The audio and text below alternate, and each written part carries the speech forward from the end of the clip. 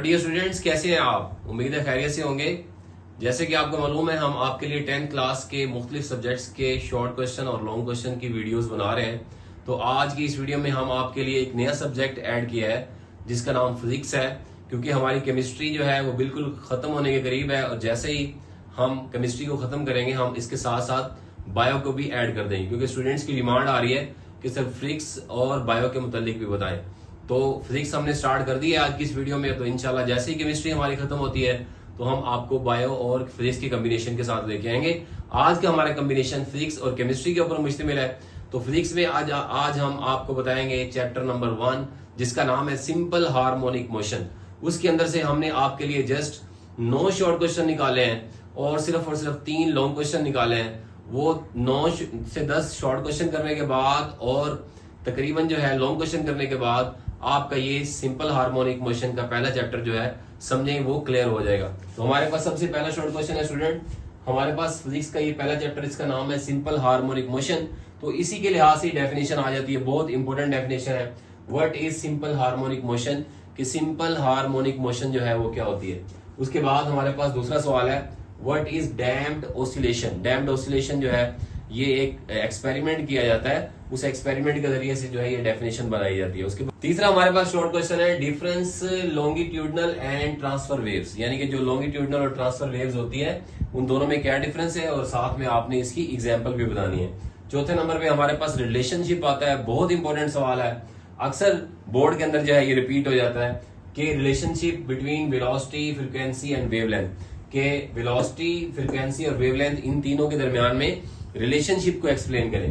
पांचवा सवाल हमारे पास स्टूडेंट्स है, difference mechanical and electromagnetic waves, के मैकेनिकल और इलेक्ट्रोमैग्नेटिक वेव्स क्या होती हैं।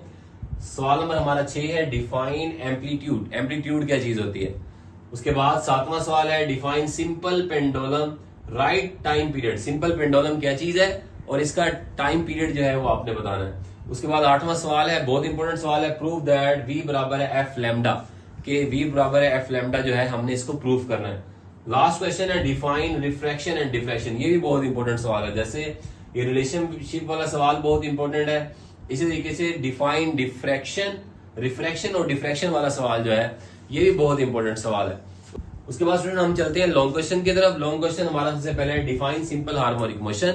सिंपल हार्मोनिक मोशन क्या चीज होती है, प्रूव दैट, साबित करना है, मोशन ऑफ मास, उस मास की मोशन हरकत को यहाँ पे प्रूव करना है, अटैच जो जुड़ा होता है विद स्प्रिंग, स्प्रिंग के साथ है, और उसके अंदर सिंपल हार्मोनिक मोशन होती है। तो ये तकरीबन जो है ये चैप्टर का पहला सवाल है, और ये 18 टाइम्स, यानी कि बोर्ड्स के अंदर जो है ये तकरीबन 18 दफा ये सवाल जो है रिपीट हो चुका है। अगर देखा जाए तो इस चैप्टर में सबसे ज्यादा जो सवाल है वो यही सवाल रिपीट हुआ है कि सिंपल हार्मोनिक मोशन क्या है, और सिंपल हार्मोनिक मोशन के साथ जो मास जुड़ा होता है उसकी हरकत को जो है ना हमने एक्सप्लेन करना है। उसके बाद स्टूडेंट इसी से रिलेटेड सवाल है, write down important features of simple harmonic motion. Simple harmonic motion की अहम खुसूसियात बतानी है। ये छोटा सा सवाल है और बहुत इंपॉर्टेंट सवाल है। उसके बाद स्टूडेंट हमारे पास सवाल है, define simple pendulum. Simple pendulum क्या होता है, प्रूव दैट, साबित करें, the motion of a simple pendulum is simple harmonic motion, कि जो सिंपल पेंडुलम की मोशन होती है वो भी सिंपल हार्मोनिक मोशन के साथ मैच करती है। तो स्टूडेंट हमारे पास फिजिक्स का पहला चैप्टर, जिसके अंदर हमने 9 से 10 तकरीबन शॉर्ट क्वेश्चन किए हैं और 3 लॉन्ग क्वेश्चन किए हैं। और इसके साथ साथ अगर ये चैप्टर जो है आपका न्यूमेरिकल के लिहाज से इंपॉर्टेंट है तो इंशाल्लाह नेक्स्ट वीडियोस में हम इसके न्यूमेरिकल्स, बल्कि न्यूमेरिकल के हवाले से जो है हमने सोचा है कि हम एक अलहदा सी वीडियो बनाएंगे, उसमें आपको बताएंगे कि कौन से चैप्टर्स में से न्यूमेरिकल आते हैं और कौन कौन से न्यूमेरिकल जो है इंपॉर्टेंट होते हैं। इसी वजह से मैंने लॉन्ग क्वेश्चन के साथ न्यूमेरिकल्स को ऐड नहीं किया। अब हम चलते हैं हमारा सेकंड लास्ट चैप्टर केमिस्ट्री का, जो सेकंड लास्ट चैप्टर है, इसके बाद इसका लास्ट चैप्टर केमिकल इंडस्ट्रीज रह जाएगा। जैसे ही हमारा केमिस्ट्री का खत्म होता है फिर इंशाल्लाह हम डिमांड के मुताबिक जो है वो बायो को भी ऐड कर देंगे।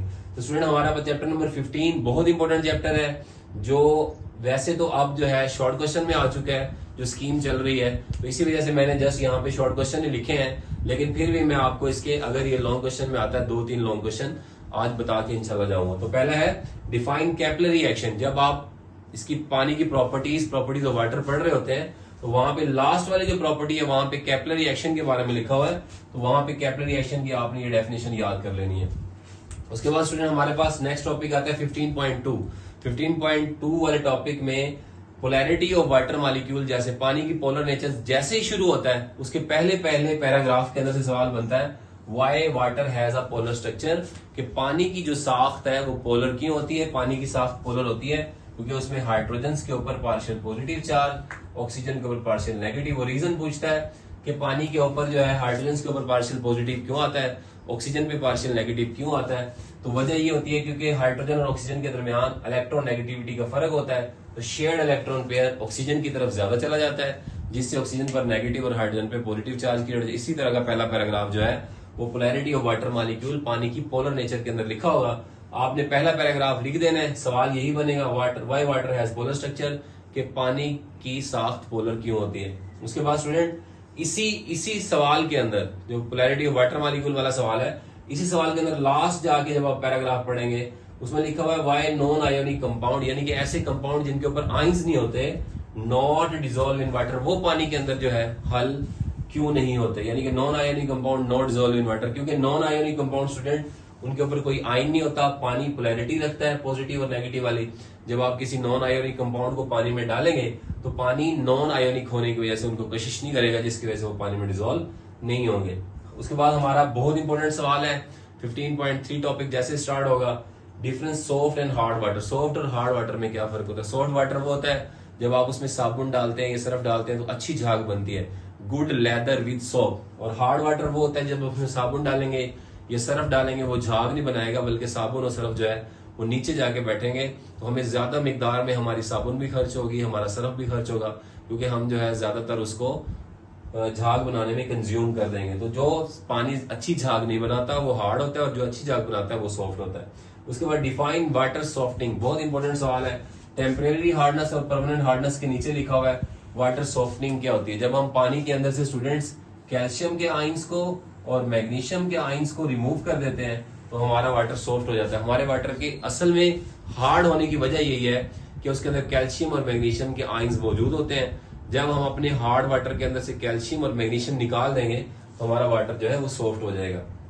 उसके बाद बहुत इंपॉर्टेंट सवाल है right disadvantages of hard water, यानी कि हार्ड वाटर के क्या नुकसान है।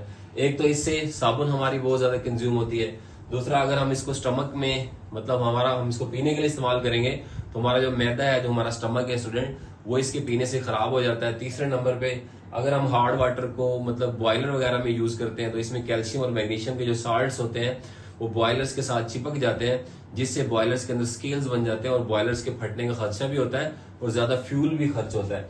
उसके बाद स्टूडेंट हमारे पास सवाल है बहुत important, difference between biodegradable and non biodegradable. ये 15.5 टॉपिक में जाके जब हम वाटर पोल्यूशन वाले टॉपिक्स में जाएंगे तो वहां पे बायोडिग्रेडेबल और नॉन बायोडिग्रेडेबल होते हैं। ये माइक्रो ऑर्गेनिज्म होते हैं जिनको बैक्टीरिया तोड़ फोड़ देते हैं, वो बायोडिग्रेडेबल है। जिसको बैक्टीरिया तोड़ फोड़ नहीं सकता वो नॉन बायोडिग्रेडेबल होता है। इसके अलावा इसकी बुक में डेफिनेशन लिखी होगी, अच्छे से आप वहां पे कर लेंगे। Why are pesticide use, pesticide क्यों किए जाते हैं, यूज किए जाते हैं। पेस्टिसाइड स्टूडेंट कीड़े मार दवाइयों को कहते हैं। जब हमारी फसलों को कोई कीड़ा मकोड़ा हमला कर देता है या उससे खराब हो जाती है हमारी फसल, तो हम उसके ऊपर स्प्रे वगैरह का पेस्टिसाइड्स का इस्तेमाल करते हैं। उसके बाद why use of detergents increase day by day. 9वां सवाल है कि डिटर्जेंट्स के इस्तेमाल में दिन ब दिन इजाफा क्यों हो रहा है। डिटर्जेंट्स क्या चीज होती है, एक स्टूडेंट साबुन है और एक डिटर्जेंट है। डिटर्जेंट जो है स्टूडेंट ये कहते हैं सरफ को, जो हम सरफ वगैरह यूज करते हैं वो हमारे डिटर्जेंट्स होते हैं, क्योंकि आपने देखा होगा कि ये साबुन की निस्बत सफाई भी अच्छी करते हैं, दूसरा इनके अंदर से खुशबू भी आती है।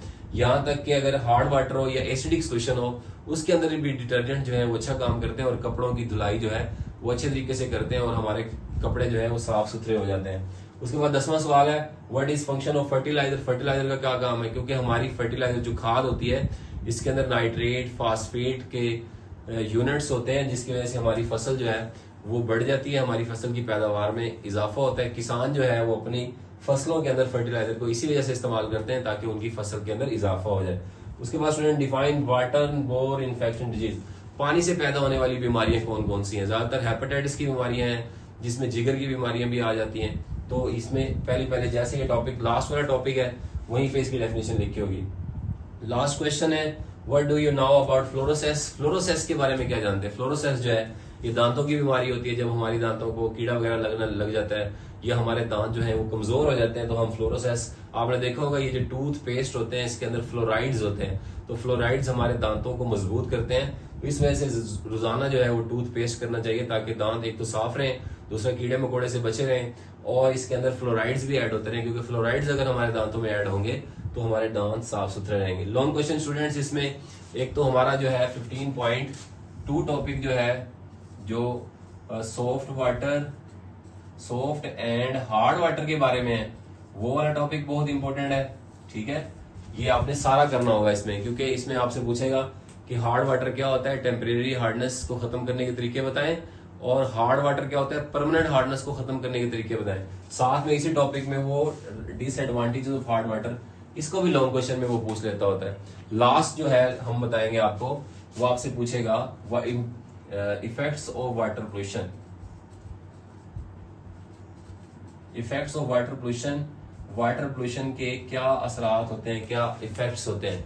तो स्टूडेंट ये बहुत इंपॉर्टेंट सवाल है, इसके 5 पॉइंट्स जो है जब आप वाटर पोल्यूशन वाले टॉपिक में जाएंगे तो बहुत एक मोटी हेडिंग दी हुई है, वहां पे लिखा हुआ है इफेक्ट्स ऑफ वाटर पोल्यूशन। तो उम्मीद है आज आपको चैप्टर नंबर 15 केमिस्ट्री भी अच्छे से समझ आया होगा, और हमारा चैप्टर नंबर 1 फिजिक्स जो आज हमने न्यू स्टार्ट किया है ये भी समझ आया होगा। तो आप हमें कमेंट सेक्शन में बताते रहा करें कि सर जी के हमें ये वाली डिमांड हमें पूरी करें, तो इंशाल्लाह हम आपकी डिमांड के मुताबिक ये वीडियोस बना रहे हैं। तो हमारी केमिस्ट्री का लास्ट चैप्टर आएगा, उसके बाद ये खत्म हो जाएगी, फिर इंशाल्लाह हम बायो के साथ कंप्यूटर भी लाजमी ऐड करेंगे, क्योंकि जिस दिन हम बायो का आपको बताएंगे, जाहिर है कुछ स्टूडेंट हमारे कंप्यूटर वाले भी होते हैं, ताकि वो डिसऑर्ड ना हो।